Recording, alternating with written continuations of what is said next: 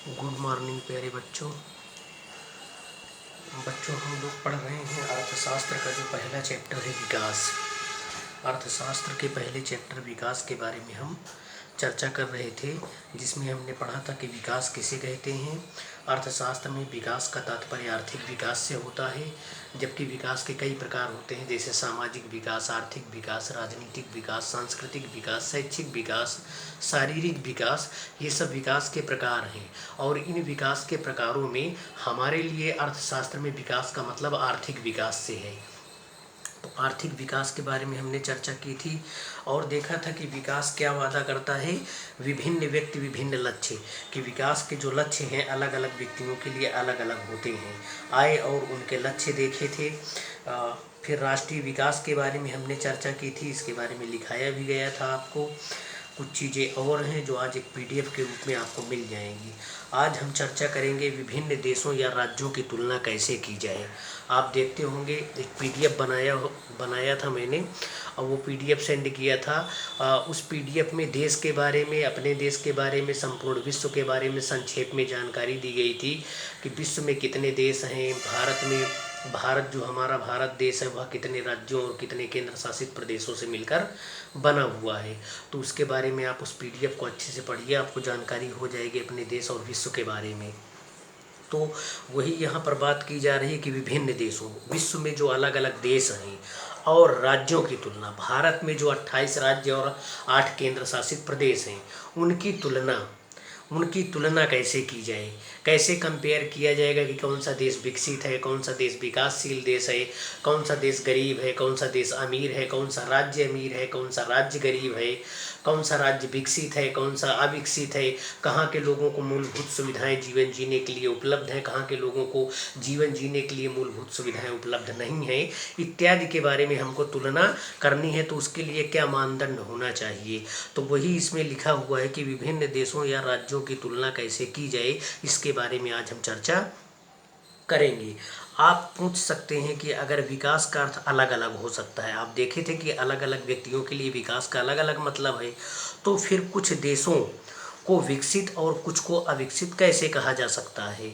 इससे पहले कि हम इस विषय पर आएँ कि विकसित क्या होता है, अविकसित क्या होता है, एक अन्य प्रश्न के बारे में सोचते हैं।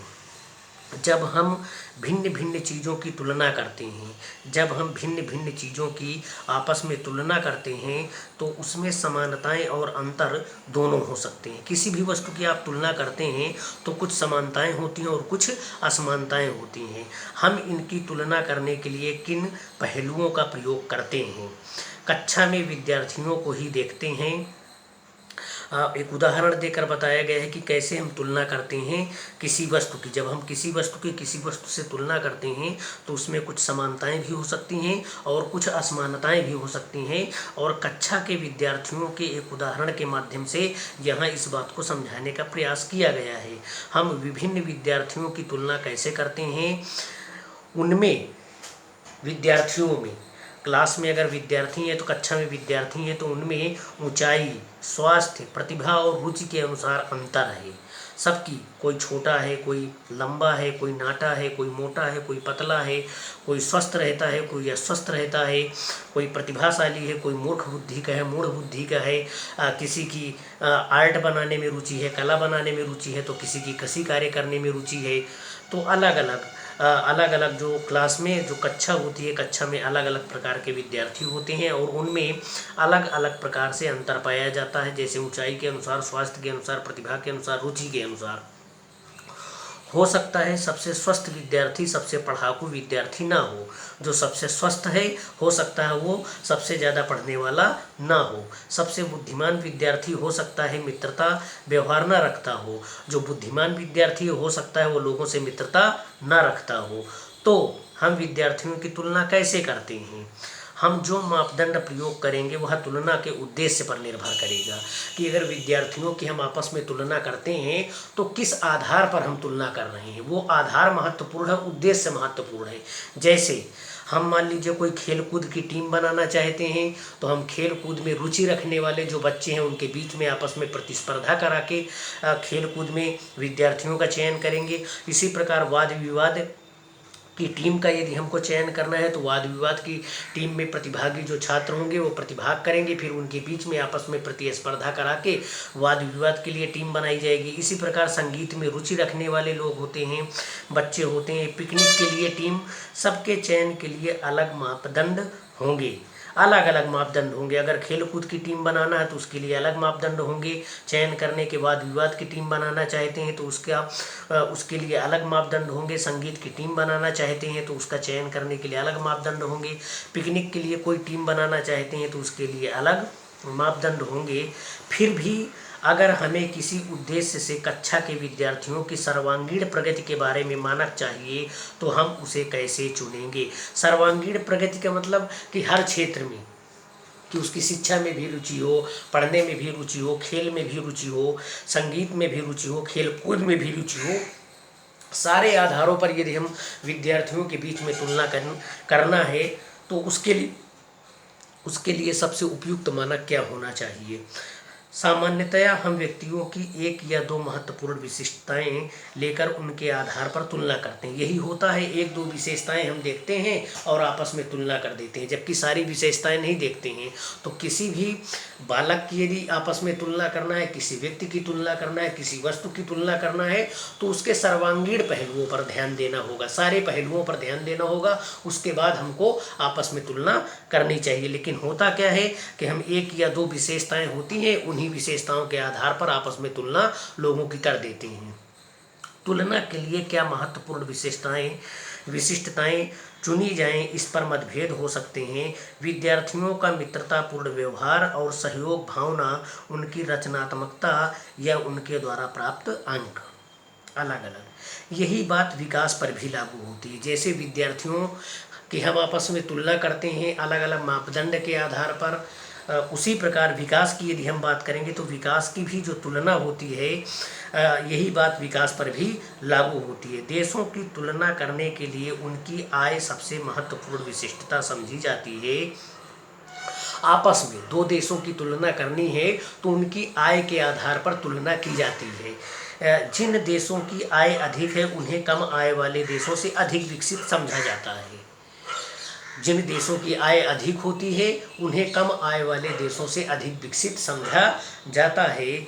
यह इस समझ पर आधारित है कि अधिक आय का अर्थ है मानवीय आवश्यकताओं की सभी वस्तुओं का अधिक होना, जो भी लोगों को पसंद है और जो उनके पास होना चाहिए, वे उन सभी वस्तुओं को अधिक आय के द्वारा प्राप्त कर पाएंगे।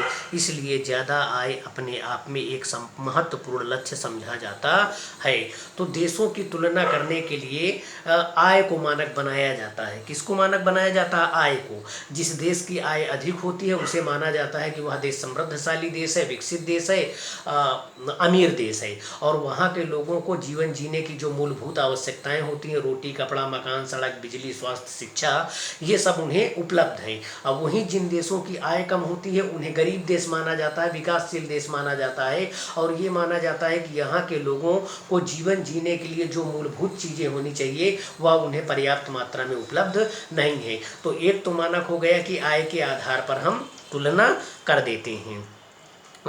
अब एक देश की आय क्या है? एक देश की आय क्या है? पीछे आपको बताया गया था। एक देश की जो आय होती है उसे ही राष्ट्रीय आय कहा जाता है। और राष्ट्रीय आय क्या होती है? उस देश में निवास करने वाले लोगों की एक वित्तीय वर्ष की जो अंतिम मौद्रिक, एक वित्तीय वर्ष में उत्पादित जो अंतिम मौद्रिक मूल्य का जो कुल योग होता है वही उस देश की राष्ट्रीय आय होती है। कहने का मतलब ये कि जैसे सपोज करो कि एक देश में 20 लोग रहते हैं और 20 लोगों की जो अलग अलग इनकम है, कोई 1 रुपया कमाता है, कोई 10 रुपया कमाता है, कोई 50 रुपया कमाता है, कोई 15 रुपया कमाता है, तो इनकी जो टोटल आय होती है उसी को उस देश की राष्ट्रीय आय कहा जाता है।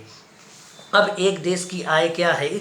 अंतर्दृष्टि से पीछे बताया जा चुका है। किसी देश की आय उस देश के सभी निवासियों की आय है, इससे हमें देश की कुल आय ज्ञात होती है। तो किसी देश में निवास करने वाले लोगों की जो आय होती है वही उस देश की कुल आय होती है। लेकिन देशों की तुलना करने के लिए कुल आय इतना उपयुक्त माप नहीं है, क्योंकि देशों की जनसंख्या अलग अलग होती है। हम आय के आधार पर तुलना करते हैं देशों की, ये उपयुक्त मापदंड नहीं है, क्योंकि अलग अलग देशों की जनसंख्या अलग अलग होती है।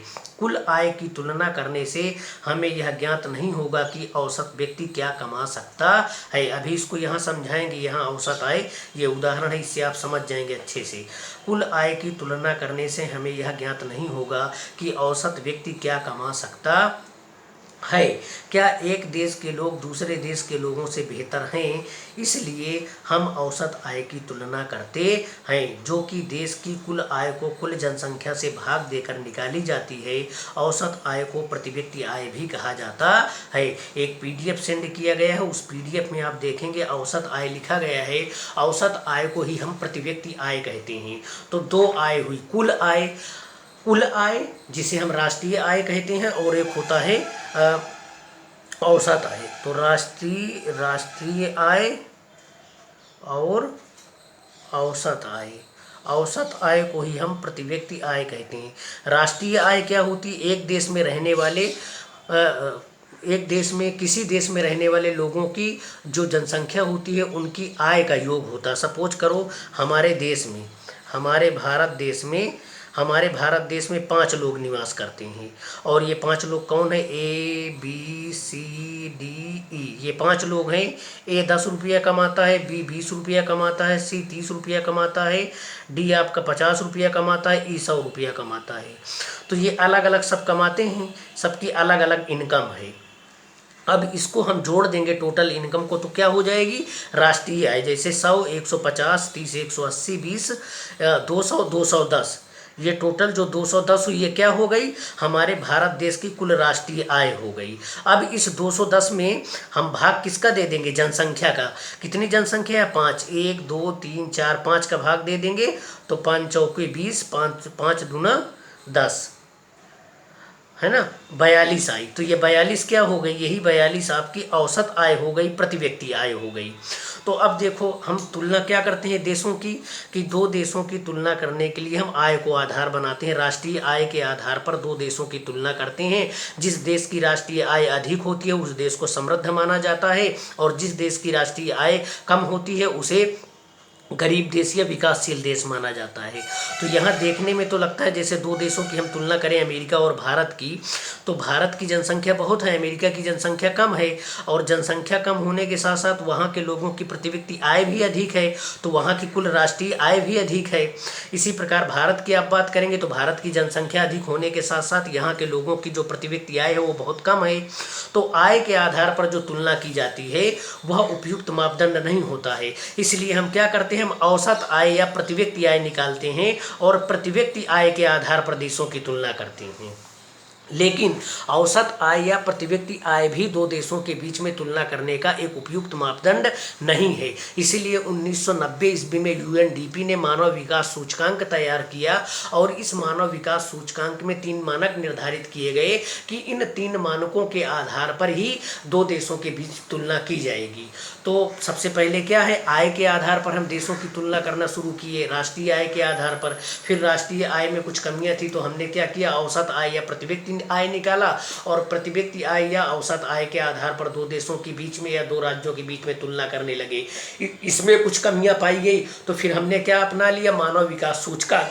ये सब आपके नोट्स में लिखा हुआ है, आप पढ़िए, समझ में आएगा। अब देखते हैं विश्व बैंक की विश्व विकास रिपोर्ट के अनुसार देशों का वर्गीकरण करने में इस मापदंड का प्रयोग किया गया है। तो विश्व बैंक क्या है, ये भी आपको नोट्स में मिल जाएगा। विश्व बैंक दो देशों के बीच में तुलना करने के लिए किसका औसत आय या प्रति व्यक्ति आय को ही एक मानक मापदंड मानता है और इसका प्रयोग करता है। वे देश जिनकी 2017 में प्रति व्यक्ति आय US डॉलर, US का मतलब यूनाइटेड स्टेट्स, संयुक्त राज्य अमेरिका, ये डॉलर का चिन्ह है। तो वहाँ जैसे हमारे यहाँ की मुद्रा को रुपया कहा जाता है, इसी तरह अमेरिका में मुद्रा को डॉलर कहा जाता है।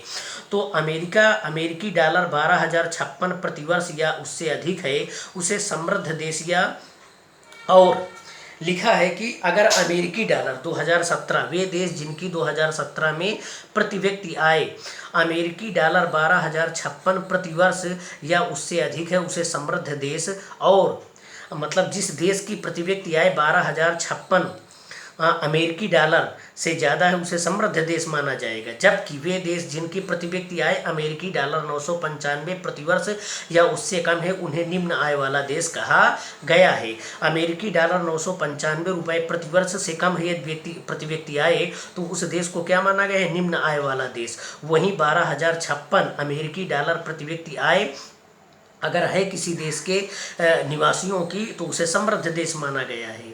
भारत मध्य आय वर्ग के देशों में आता है। भारत किस में आता है? भारत मध्य आय वर्ग के देशों में आता है, क्योंकि उसकी प्रति व्यक्ति आय 2017 में केवल $18 1820 प्रतिवर्ष थी। समृद्ध देशों, जिनमें मध्य पूर्व के देश और कुछ अन्य छोटे देश शामिल नहीं हैं, को आमतौर पर विकसित देश कहा जाता है।